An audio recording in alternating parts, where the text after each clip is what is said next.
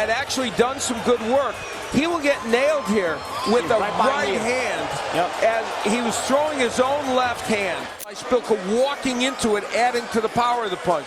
Yeah, and the other, it actually was on the chin. From the other side, it looked like behind the ear, but a shot right on the chin. In 2016, after knocking out Spilka, the Bronze Bomber thought he had just taken a man's life. Against Liakovic, his punch sent his opponent into a seizure. For years, Wilder's right hand was the most feared weapon in boxing. If he touched you clean, you went down. Today, we'll look at how that same unstoppable power got completely humbled by the Gypsy King in one of the greatest trilogies in boxing history. Before Deontay Wilder ever faced Tyson Fury, he had already built a reputation as one of the most dangerous knockout artists in the game. The man was knocking out almost everyone he stepped into the ring with. Before we talk about his bloody brawl with Fury, let's take a look at 3 fights that really showed what Wilder was all about. And hey, while you're here, be sure to watch this video to the end and don't forget to click the like and subscribe button. Alright, let's get back to it. At number 1, we have Wilder versus Bermane Stiverne. This was a rematch, but honestly, it didn't even feel like a fight. Wilder had beaten Stiverne on points in their first fight, but this time, he didn't want it going to the judges. From the opening bell, Wilder was on a mission. He knocked Stiverne down early, then did it again, and then again. The third knockdown was brutal. Wilder landed a huge right hand, followed by a left hook, and Stiverne was completely defenseless. The referee had no choice but to stop it. The whole fight lasted less than 3 minutes. It was one of the most one-sided, vicious knockouts of Wilder's career. This fight was personal. Wilder and Brazil had really bad blood going into it, and Wilder even made some nasty comments about wanting to get a body on his record. But the fight itself barely lasted a round. Brazil tried to stand his ground, but that was a bad idea against Wilder. Just before the first round ended, Wilder landed a thunderous right hand that sent Brazil flat on his back. The referee didn't even bother counting. He was out cold. Definitely one of the scariest knockouts we've ever seen. Number 3, Wilder versus Luis Ortiz. This was the first time people really saw Wilder in serious trouble. Luis Ortiz was no joke, big, skilled, and powerful. And for a while, it looked like he was going to pull off the upset. The fight started with both men being cautious, but Ortiz was landing the better punches early on. In the 5th round, Wilder finally got going and dropped Ortiz, but things got crazy in the 7th. Ortiz hurt Wilder badly with a left hand and had him wobbling all over the place. For a moment, it looked like Wilder was about to be stopped, but somehow he survived. By the 10th round, Ortiz was exhausted and Wilder took full advantage. He landed a huge right hand that dropped Ortiz twice before the referee finally stepped in. Wilder won by knockout, but this fight showed he wasn't invincible. The Bronze Bomber has countless moments of greatness, but even after watching all his fights, you might never get used to it. After all this, he was finally set to face Tyson Fury in what would become one of the biggest rivalries in modern boxing. But that's a whole other story. Before Deontay Wilder and Tyson Fury finally stepped into the ring together, their fight had been years in the making. These two had been circling each other for a long time, talking trash and calling each other out, but for a while, it seemed like it might never happen. It all started back in 2014 when Wilder knocked out Audley Harrison on the undercard of an Amir Khan fight. Fury was there, and the two of them had a little off-camera exchange where they promised to fight one day. At the time, it was just talk, but things started heating up when they both became world champions. In 2015, Wilder won the WBC heavyweight title by beating Bermane Stiverne, making him the first American heavyweight champion in almost a decade. Later that year, Fury also had a big win by defeating Vladimir Klitschko, ending his long reign and taking the rest of the heavyweight belts. Now both men had world titles, and a fight between them seemed inevitable. A year later, Wilder was still defending his title, while Fury was set for a rematch with Klitschko. Wilder even knocked out Artur Szpilka in New York, and Fury, who was in the crowd, jumped into the ring to confront him. He was ready to stir things up. He grabbed the mic and called Wilder a bum, saying he'd fight him anytime, any place, anywhere. Wilder fired back saying, "I'll baptize you," a line that fans would never forget. But then things took a turn. Fury's rematch with Klitschko kept getting delayed, first because of an ankle injury, then because he failed a drug test and admitted to struggling with depression and substance abuse. He ended up vacating all his titles, disappearing from boxing, and gaining a lot of weight. Meanwhile, Wilder kept defending his belt and calling out Anthony Joshua, who had picked up the titles Fury left behind. Get him in the ring and I'll knock him spark out. Get this man off his ass, tell him to shut up. For a while, it looked like Wilder versus Joshua would be the big fight to make.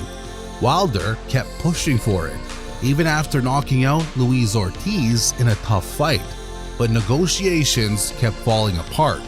Joshua went on to fight Alexander Povetkin instead, and Wilder was left without a big-name opponent. That's when Fury made his comeback. After more than 2 years away from the ring, Fury returned in June 2018, stopping Sefer Seferi in 4 rounds.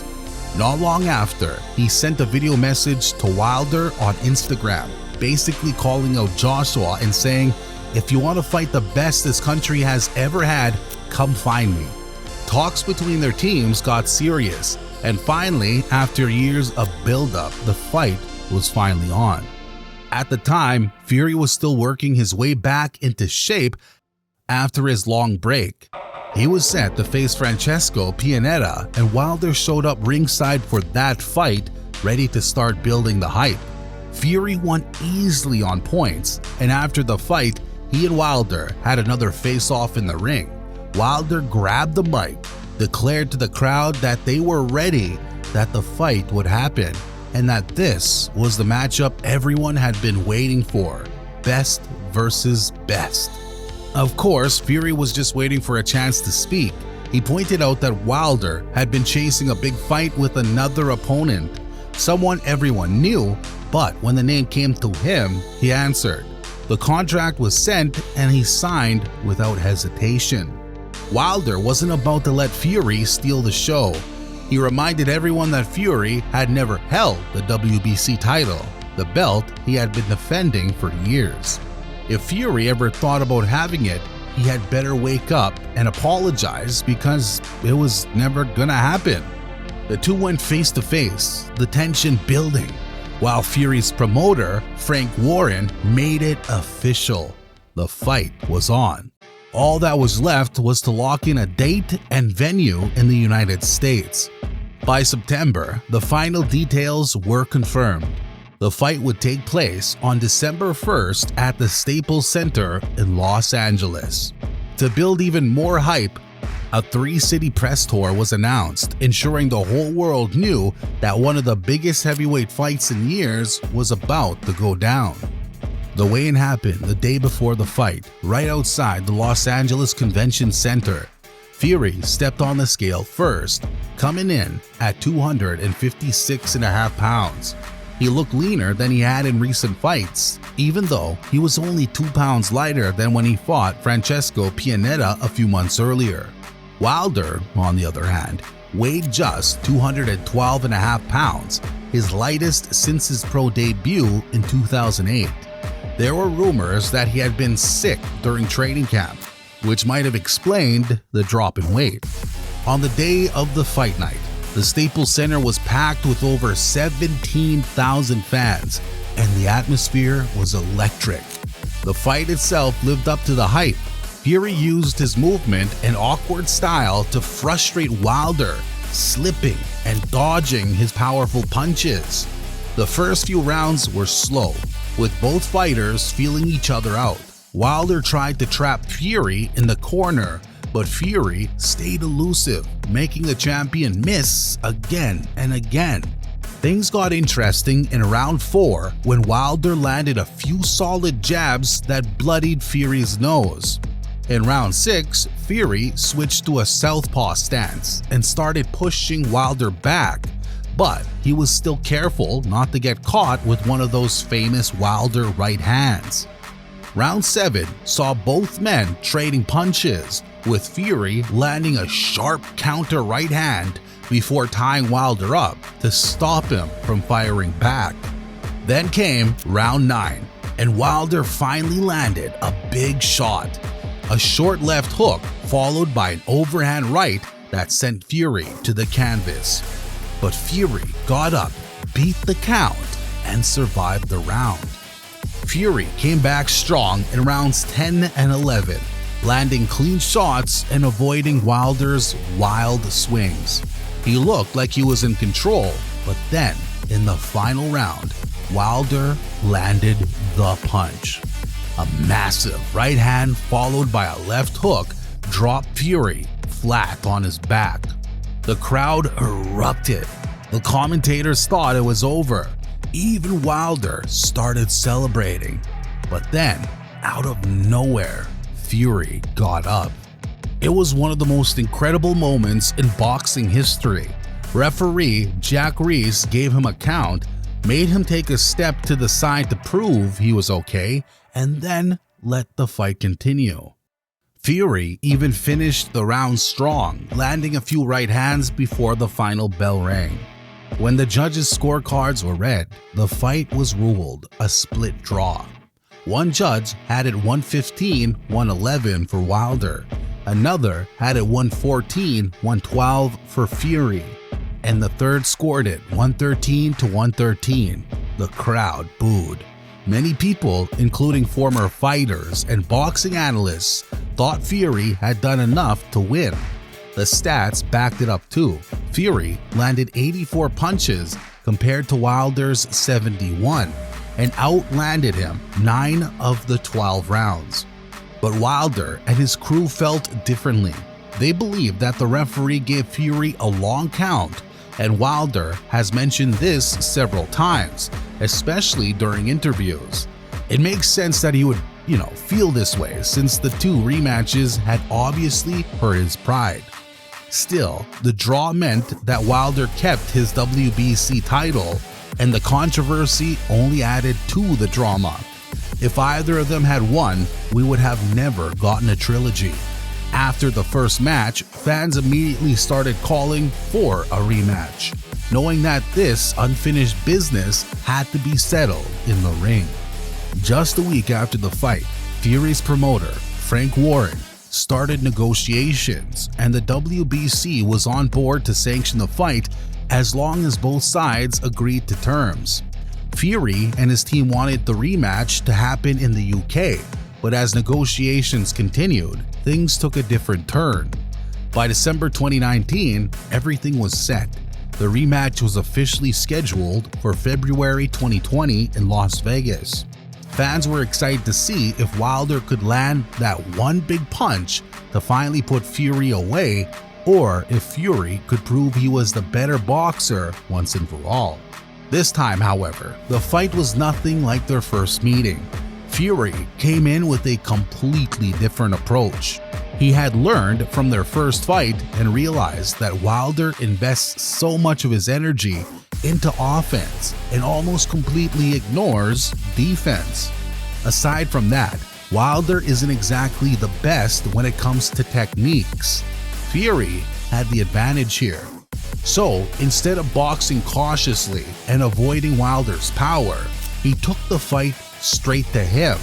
From the opening bell, Fury was aggressive, pressing forward and landing heavy shots. Wilder, who had always been known for his knockout power, never looked comfortable. Fury knocked Wilder down twice, once in the third round and again in the fifth. By the 7th round, Wilder was bleeding from his ear and struggling to keep his balance. His corner had seen enough and threw in the towel, stopping the fight to prevent any further damage. Fury had done exactly what he said he would do. He dominated Wilder and left no doubts about who the better fighter was. After their second fight ended in a dominant win for Tyson Fury, you'd think that would have been the end of it. But Deontay Wilder wasn't ready to let it go. He activated his rematch clause, setting up a third fight between the two. This time, it wasn't just for titles, it was personal. When the fight finally happened, Wilder came in with a new approach. In the first round, he was the aggressor, targeting Fury's body with jabs and landing some solid rights to his chest and stomach. It was a strong start for him, and all 3 judges gave him the round. But Fury wasn't going to let Wilder take control. By the second round, he started landing his own shots, pushing Wilder back.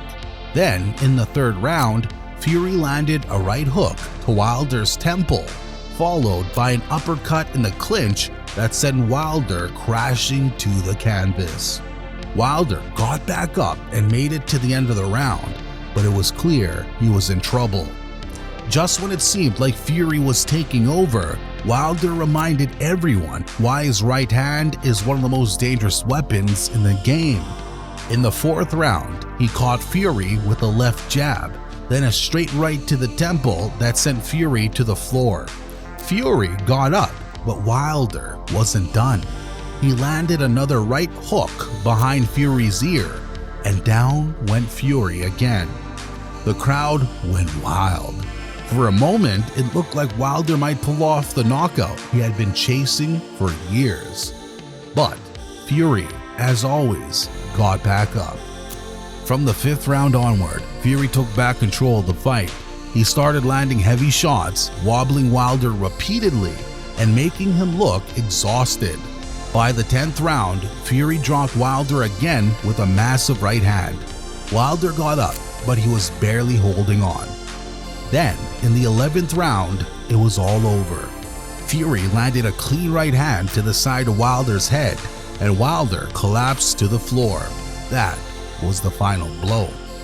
The referee immediately waved it off. Fury had won by knockout. Fury didn't just survive Wilder's power. He broke him down, exposed his weaknesses, and proved that skill and strategy could beat sheer knockout power.